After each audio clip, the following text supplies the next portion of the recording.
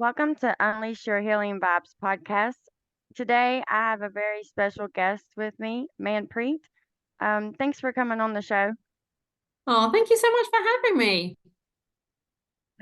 Would you like to go ahead and tell our listeners a little bit about yourself and, what it is that you do? Yeah, of course. My name's Manpreet Johal Bernie. I am a podcaster as well, which you've come on and had a great time chatting to you on my podcast. So my podcast is called Heart's Happiness, and I started that about nearly 4 years ago, like so 2020, and because I was really struggling with my own mental and emotional well-being. So it was through my own personal journey that I went on to become a coach and a mentor and an EFT practitioner. And I do all of this cool stuff to help people with trauma because of my own journey. And that actually all started with me starting with that podcast and sharing my story. And then I became a trauma transformation coach and mentor, doing like really similar stuff to what you do, helping people to really heal from their past, their childhoods, so they can create their own, what I call like your own heart's happiness, because what makes me happy and what makes you happy are like different things.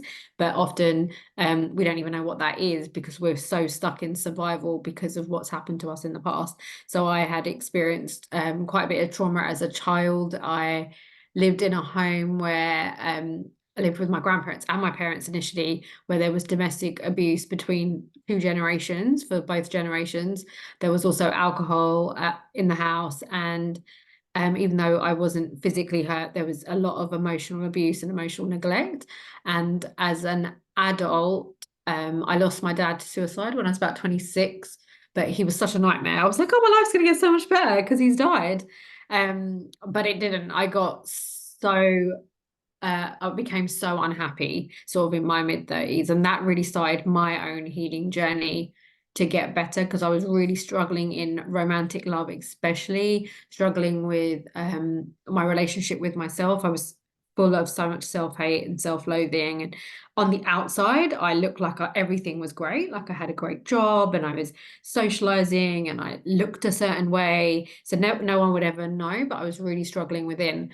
And then I sort of decided that I needed to do something to get better because I wasn't attracting the right kind of men, and I was really unhappy. And I just felt like I would really end up like my dad, in all honesty. So it was my own healing journey. I didn't do anything like this before. I used to work for the BBC. I did like change management and IT projects and like a whole different world. But then I just felt so inspired to share how I changed my life, because I was able to get better and then find love, and we're now married. And that's not like my success story, but it's almost like it. I've struggled so much with those daddy issues and those wounds from my past, but I was able to change that through self-healing. And that's why I'm just so passionate about sharing not just my story, but people like your story via the podcast, and sharing the tools that can help you to heal so you can write a new chapter and break those generational trauma patterns. So where women in my family had been abused for so many generations, I was able to really break that. Wow, that's amazing. I have a lot of similarities in my story to yours. Could you share maybe some of the tools that you used to start your healing process with? Yeah. So like a lot of people, I had a lot of talking therapy to begin with. So counseling, like here in the UK, there's a lot of like CBT and a lot of like mind stuff. And that was helpful. And then I started to listen to a lot of podcasts, and I started to hear this word like complex PTSD. I was like, oh, that sounds like me. And I never thought what I had experienced growing up was trauma. Like I wasn't beaten, it wasn't, but it was on a very emotional level. But when I started to learn about complex trauma and attachment trauma, I was like, I have got that. So that really, when I started to hear those words, I was like, okay, so what I'm hearing is that talking therapy alone may not help. So I started to contact more somatic therapists that were more bringing in the body. So that really helped to a certain point. And this guy was a real addiction specialist, because I had become addicted to relationships and men. So if a man didn't want me, I was super addicted to chasing him. So like, if you like, that was like my drug of choice. I did drink a lot of wine as well, but that was like the big one for me. And I'd become so obsessed with them that I just like any addict, I wouldn't like take care of myself. My self-care would go out the window. I'd be just looking for that hit from that man, even though they would treat me horribly. So I went to like an addiction therapist for that reason, because I could tell that I had that pattern, and it was books and podcasts that really helped me to figure that out. So I went to see him initially. And then after a while, when we started to really unravel my childhood story, I remember saying to him, I don't know if I'm allowed to swear, but um, how how do I stop being so fucked up with men though? Like how do I break that pattern? Like I understand I'm doing it because I'm repeating a pattern that I have with my dad. But how do I stop doing that? And that wasn't something that the therapist could give me. So that's what kind of started to get me on this road of like coaching and mentorship and looking for the answers elsewhere. So I started to really look into different things along the way, and sort of picking it up from different places. So I did work with a mentor who had struggled in relationships like I had, and was able to break that pattern. But then I also, had like EFT tapping, which I love, and which I do with my clients now, and I'm a practitioner. And I started to sort of tap on these different modalities. And also really, back then, I didn't even know self-healing was a thing. I didn't even know that was a thing.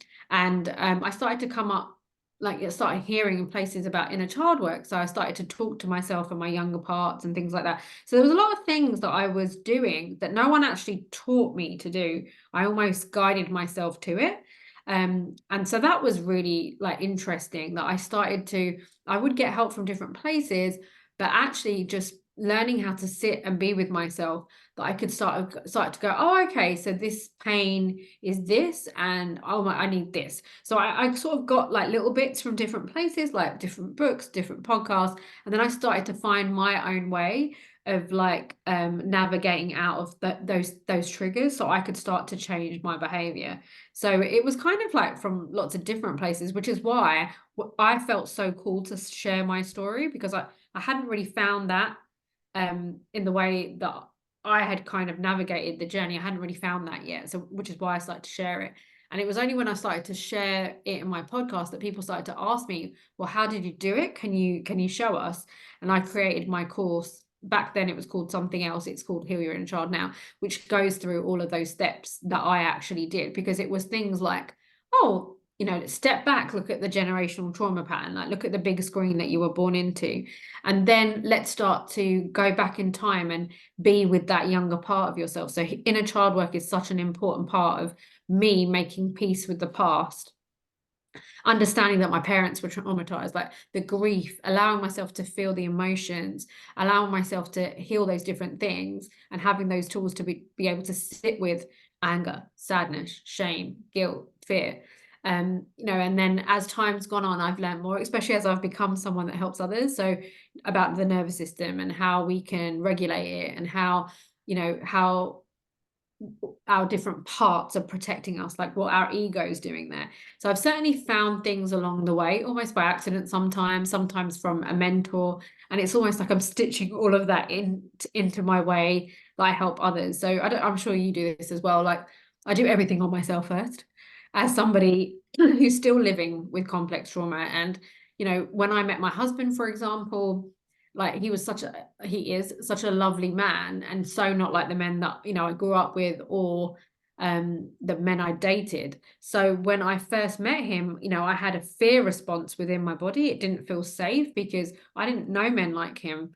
So even though there was no drama and there was no stress, my body was like, oh my God, this is dangerous. You need to run. You need to like burn the whole thing down. And I had to go, oh, okay, actually, this isn't bad or unsafe. I just have to navigate the emotions of that. My brain has no information about healthy love, so it's just going on an old program, and that's what's happening with my body. So by changing my life as well, those triggers and those wounds are still part of me. So that's been a really big part of my journey, is learning how to navigate that. And sometimes that'll be because I'll go to somebody that's great at somatic healing or an energy healer or something like that. Or sometimes majority of the time, it's because I'm having to do it to myself.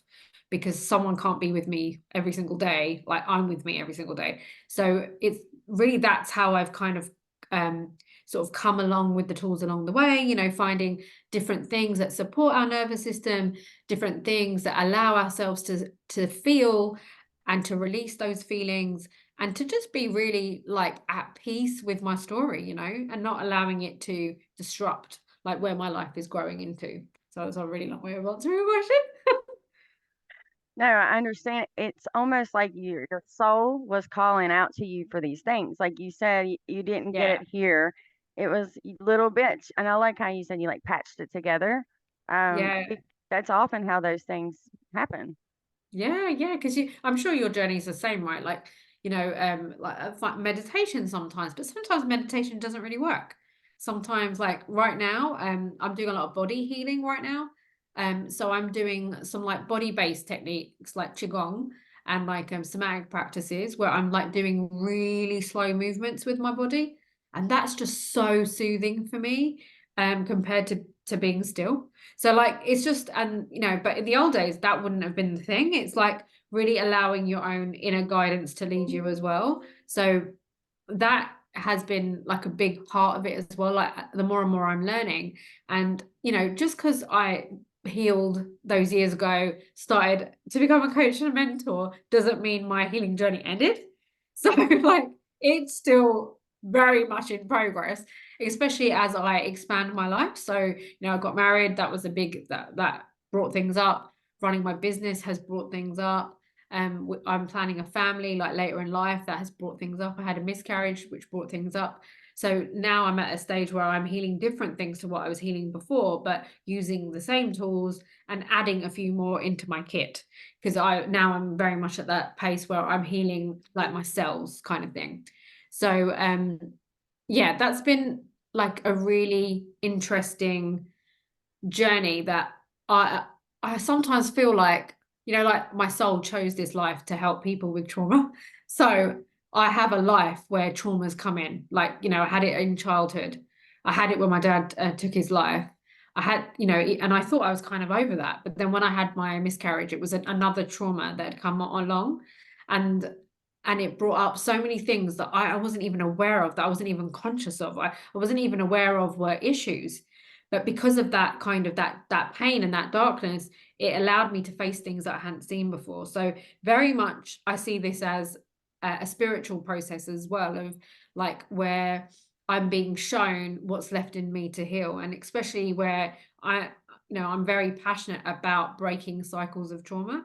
So for me, like especially because I haven't had children yet, to be able to do that at the cellular level, and when I bring my children into the world, and to not pass things through the womb is quite a huge thing. But I know that when I say it out loud, but I basically, when I was miscarrying, I was carrying a lot of stress around that time around my work.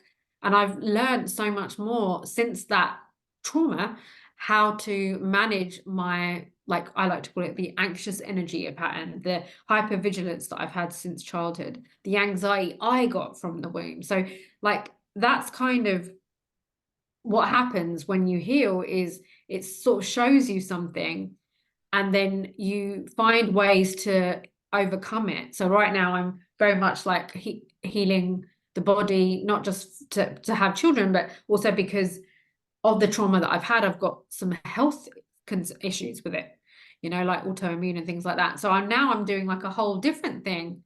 And what happens is I'll learn from that, and then I'll teach people how to do that as well. So everything that happens to me in life, I sort of turn that darkness into light by sharing that work. So I think that's why these things happen sometimes. So I can come up with that realization. And then because I used to be like a trainer, and I used to work like as in like computer trainer, and like I'm very methodical. So when I train people, I'm very much like, these are the steps, and like take the brain thinking out of it. Like this is exactly what you need to do. So every time I go through something, I don't mean to, but I end up looking at it like that.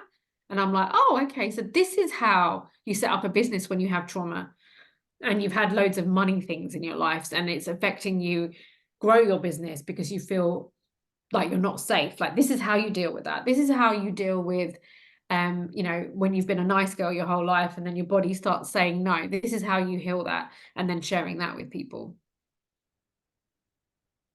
Wow. That that really makes a lot of sense too, because it's so important with somatics. Like you said, stuff just gets trapped and you don't know what it is. Like you were talking about the stress, with on your unborn baby. You don't think about it at the time, but you could even have stress that's old, that's still lingering Yeah, around. And in like your womb, like there's a chakra there they call like the womb chakra.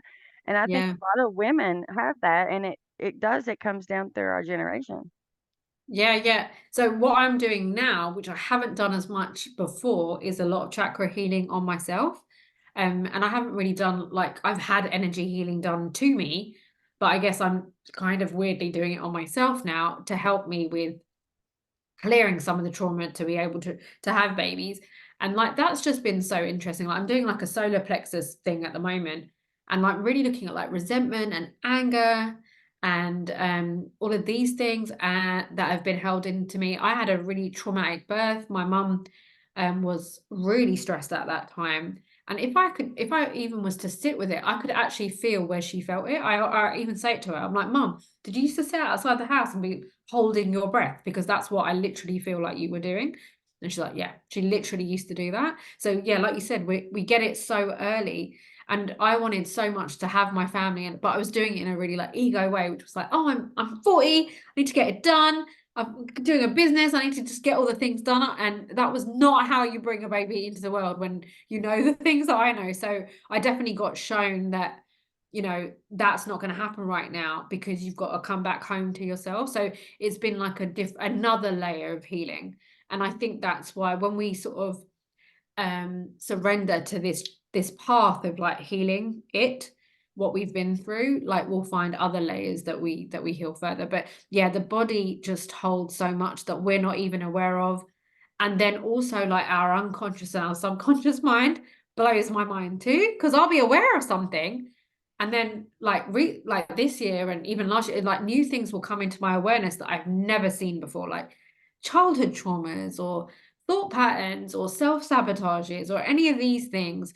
But that's how, you know, when we heal and we release, it's like our journey to like, you know, enlightenment and peace and, you know, to feel joy and all those kind of things. So it's cool, that's for sure. Well, it's good that you look at it that way. I think that's really important because if something bad happens to us, you look at it as, how do I turn this around for the good? And I kind of had to do that with mine. That's where I was with the addiction. Like I kept thinking, why does all this happen? And, but now I know that it's to help other people. So if you look at it that way, that has to be a lot easier. Yeah, and you know, like if you look at your story, if when someone comes to you with addiction, you are going to understand that so much, like how it feels to want the you know the drug or how it feels to want to numb the pain. Like you've lived that and you've come out of it. So the way that you can help someone compared to them going to a therapist who has never had that before is so different. And that's why like when I help people and I help entrepreneurs now as well, like with business, because trauma comes into that so much as well as people on their healing journey. And and they'll be like, oh, I'm just so terrified of being on social media, I'm just so terrified of being visible. And we can like, and I can totally understand at a cellular level how unsafe that feels when you weren't allowed to share your story, or it wasn't safe for you to speak, or whatever, to be seen, to have attention and all those things. So that is some of the things I've had to overcome to be able to grow my business and to expand. So I understand that like no, like another person wouldn't, because of what I've been through. And I think that is the beauty of our stories, is that the way it allows us to empathize, and that then through that pain and that struggle, like how to come out of it because you've lived it. And that's why I love helping people who want to help other people using their stories, because they're so powerful. There's so much knowledge in that I couldn't have picked up from somewhere else, and it's through living it. And I think that's the beauty of like more and more of us doing this work, is we're getting more inspiration, more examples, more frameworks, and whatever resonates with you. I mean, like at the end of the day, me and you would do similar things, right? But someone's going to resonate way with you and your story than me, or vice versa, and that's totally okay. And that's why we're all doing this, so you can find your person to guide you out of that darkness, because that's what we're all struggling with. For some of us, it just looks worse on the outside. So when you're an addict, or when, like for me, when my friends were like, "You're such a weirdo. Why are you so obsessed with these men?"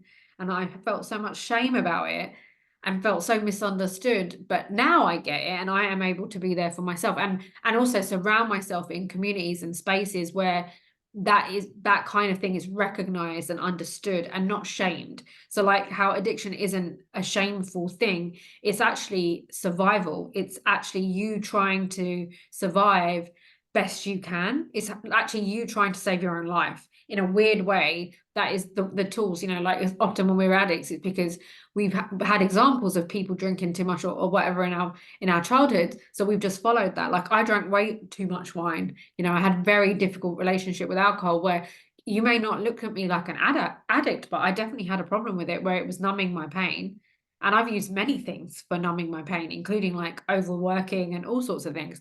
So this is why, the ones of us that always felt like the damaged ones, the ones with the bad lives, the ones that weren't ticking all of society's boxes, actually we're the magical ones, because we get to overcome that and then share that with others, and we can create income from that, create change, we can make healthier people. So yeah, it's, I'm not going to pretend, like, as well, like when bad stuff happened, like when I had my miscarriage, I definitely went into like a dark place of like, why me? I mean, my dad killed himself. Did I really need to go through this? Like, I definitely had those moments.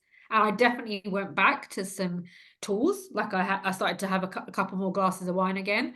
And I kind of got lost in the pain of it. And then I realized, oh, I'm grieving. I just need to give space for grieving.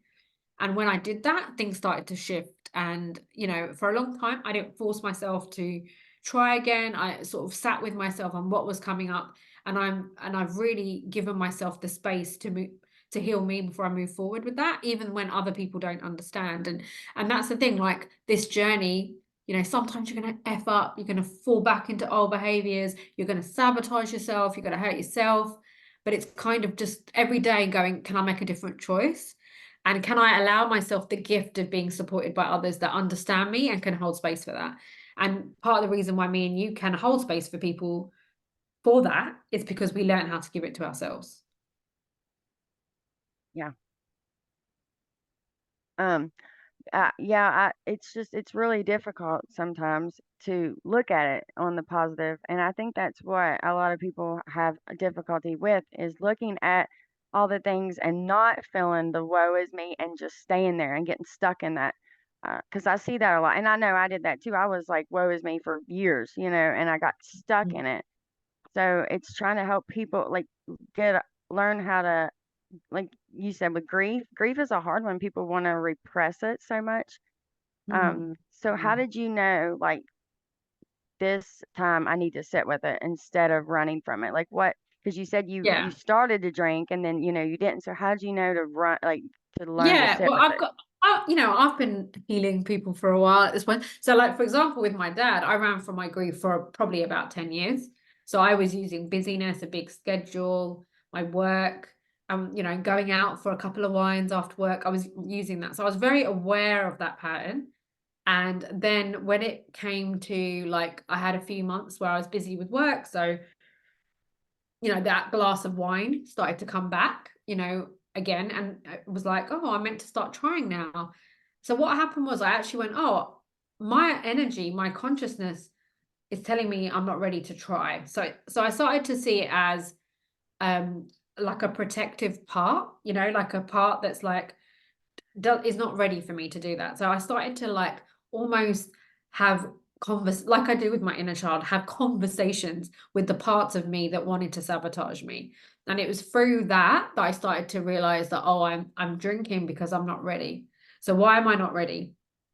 It's first of all like what physically happened to me, shame, um you know, the connection that I had with that baby. So I started to go through things like using my tools like I've used before. So I said, and giving myself compassion and grace for the imperfection of it all, of I'm just human and it hurts. Like the thing with grief as well, like there's no fix for it. You have to just like cry. You have to be sad and you have to kind of just allow it to have what it does, and then it sort of runs its course and you start to feel a little bit better. Whereas when you run from it and you numb it, it gets worse and it sort of takes over massive chunks of your life, which is what happened when I lost my dad. It, you know, it took over. And through sitting in that darkness of that grief, that then I was started to go, oh, I've had this really weird relationship with my body for life. I actually am, you know, I've even built my business in a way that I work all the time, or I take care of other people and their needs, but I'm not taking care of my own like physical needs. Like I'm not like cooking for myself properly. And I used to do, you know, it was like all these realizations that I had in the grief. So yeah, it's hard for all of us to sit with it. But using, you know, like I EFT tapped with it. Sometimes I just cried, sometimes I couldn't. So I would just watch TV. Sometimes I found great books on grieving and I would read that and feel so seen. You know, I leaned into getting help as well again. So I had like a really like gentle somatic therapist who, you know, really allowed space for me while I sort of touched my grief, which was amazing. I worked with like a she's like a mindset coach for people who for fertility and for having babies. So that really allowed me to sit with things and journey back to my body. So it's like I kind of know I have got my toolkit, and to lean into books, podcasts, my toolkit. And then if I need more, do I need to invest some money and get some help? That's kind of the way that I've dealt with things before, or I could just run, you know. But that means that I don't get what I want. And I think that's the thing, like I could have carried on the way I was, you know, years ago and never had the love I have now, like the relationship I have now. I could have carried on the way I was in a job I didn't enjoy that sort of felt a bit soulless and, you know, but then I wouldn't have the business I have now. So, and none of these things were easy. And they always required growth and inner work and inner healing. But then they gave me that next level of like happiness and life and became more in alignment with me. So I kind of see the bad chapters in life as sometimes, you know, after I've cried about it for a while, the gift of it too. You know, I'm going to be a completely different mum now because of what happened as well. It's really hard to see things from that point of view, and that's really inspiring because I think that that's like I said, I just think it's really hard for people to do that. I think that maybe one of the hardest things is for people to look at something bad as how can I turn this into good and how can I help others and be of service. And that's, you know, Yes. one of the most important things I think is being of service to others. Yeah, it is such a it's a great gift to be able to do that. And that definitely turns like the dark stuff into like it almost gives it meaning because you're using that to help others. But I think sometimes as well, like I did a masterclass recently and there was a lot of people in there that were really stuck in their suffering, like really in that story of like powerlessness, which is really hard to hear. And I know you know, and I still have moments like that where you know, being of service or pushing this into something else seems so far away, but it's almost like the little baby steps to get better is like how you're finding your own way, and then that can potentially turn into something else where you can help other people. But it's just like baby steps of, you know, I always think we turn to addictions and things because we didn't have the tools to know what to do with our human pain. Like we didn't know, we don't get taught at school, we don't get taught by our parents, we don't get taught by society. So how we and it seems very silly given that we all struggle with human pain. So we don't have those tools. And then what happens is life happens to you, and then you will just tolerate and deal with it with the tools that you were given for as long as you can. And it will either break you like it broke my dad and took his life, or people drink themselves to death or whatever. Or some of us go, no, I'm going to find out how to get better. So I think it's that awakening that fire. We can just go, well, this is just the way it is and be powerless like we were as children, or we can choose to a different path, which is like, I'm going to take action. I'm going to find out from people. There's so many people out here, with books and platforms that are dying to share information with you to get you to help you to get better. And it's just about, I think for me, it was that I have to, if I want to live, I've got to have a better life, and I've got to figure out how to have that. I cannot have the same life that my parents had. Neither of them were not happy, and struggled with their own mental health. So it was just definitely like that was the wake up. And I think people like carry on and carry on and carry on and carry on until they cannot carry on anymore. And it will either go in one direction or the other. So use your choice to choose that path of healing, and allow yourself to listen to podcasts like this and allow yourself to be guided until you can find that guidance for yourself.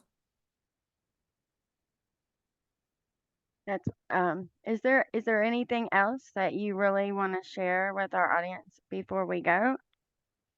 Yeah, just generally, I just want to say to everybody that's listening, if you're going through like a hard time, healing is open to everybody. Like whether it be like whatever you're struggling with right now, at whatever rock bottom you have right now, it's just about taking those little baby steps to find ways that you can make yourself feel better. So it could be just like going for a walk, or having lots of water. And then next time it could be like reading a book and following some of the steps in the book, or following what a podcast is. And then it could be like saving a bit of money. So you could go get a little bit of help with what's going on for you, or going to like a support group, which is free, or anything. There's always like, I always feel like some people go, oh, well, I haven't got the money for healing, or I haven't got this. It's like, there's always other things available to you. So do those things, because they will expand your self-worth and like help you heal. And then you'll be able to attract a little bit more money to you, so you can go and get a little bit more help. And so I would always say that no, I don't believe that anyone is not able to heal. Like if you cut your hand would immediately know what to do to heal. Like you don't even have to do anything, it would just do it. And it's the same with your inner healing, that your insides want to heal. So if you are able to support that process, learning how, then you will be able to change your story as well. So it's not just like, there's nothing special about me other than I choose to learn and choose to implement, you know? And yeah, don't give up basically. And you can turn your story from like that darkness into light, use it to serve others, use it to help yourself, use it to help your communities, to help your family, by being the example. So, and that's what I really try to do. Like, I'm not acting like I'm perfect or fixed or anything, even though I help people, but I try and lead by example, with what I go through, which is why I always try to be like honest about my own journey as well. Yeah. Well, and like you said, there's so much stuff even on the internet with all the information. There's free everywhere. You can always find little videos to watch, guided meditations. People offer free PDFs with a bunch of good information on it. Yeah, there's so much free stuff. So many amazing podcasts. At the beginning, I was in a lot of debt when I first started this process. I didn't have money available to me. So it was things like podcasts and books and things like that I would start with first. And then slowly I started to save a little bit of money, and then was able to, like do little things to get better. And again, like I said, baby steps, and it's like it can feel so overwhelming.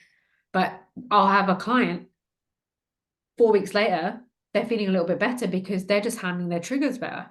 That's all that's happened, is they're aware of their triggers and they're making different choices. And that has made them feel better. Like it can be as simple as that. But because your mind doesn't have that information, it doesn't know. So it keeps going to these unhealthy behaviors to take away your pain. So your job is to just find what's the healthy things that can support you rather than the things that are hurting you, and having a lot of self-compassion for you as well, like, and for your journey, and that you don't know what you don't know. And also I used to feel very cursed, like it was like some sort of family curse. I think we might have touched on that as well.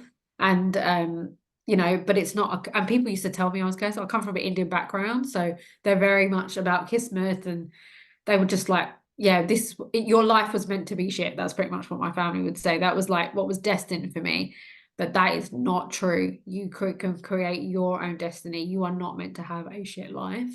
and whatever happened in your childhood, whatever, you know, like sexual traumas, whatever happened, they are so, I'm so sorry that happened to you, but you can still have a happy, healthy life, and you be the creator of that story. And you know, that's what I am now. I'm like the creator of my story. So I refuse to believe that, you know, I can't have my family, or if I'm not older, or any of these things. I choose to create the reality that I want to live in, even though the world's crazy. So Yes, but you can make your own little area and your yeah, own bubble. exactly. Wonderful. Exactly.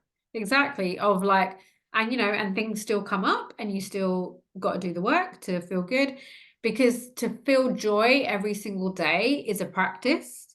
You can get caught up in the stuff, or you can choose to find the joy in your life right now. And you can find that even if you've got, you know, your life isn't where you want it to be. And, you know, because we all struggle with that. And that's just like having those tools to be able to do it. So, and anyone can do that. And when you master that, you master your nervous system, things really start to change, which is really cool. So everyone should definitely do that for sure. How, would my listeners, if anybody resonates with you today, how can they find you, and get a hold of you or Yeah, learn more so about you? so I've got a website, which is www.heartshappiness.co.uk. I'm also on Instagram, so you can just message me hearts underscore happiness.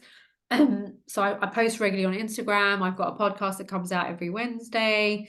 I do like guest blogging for like Tiny Buddha as well, which I think is how you found me. Yeah, so just yeah, send me a message, let me know how you're getting on. And yeah, I've got lots. I think I've done about 184 podcasts now, so there's a lot for you to listen to and catch up on to help you on your journey. All right. All right. Thank you so much for coming on. Thank you.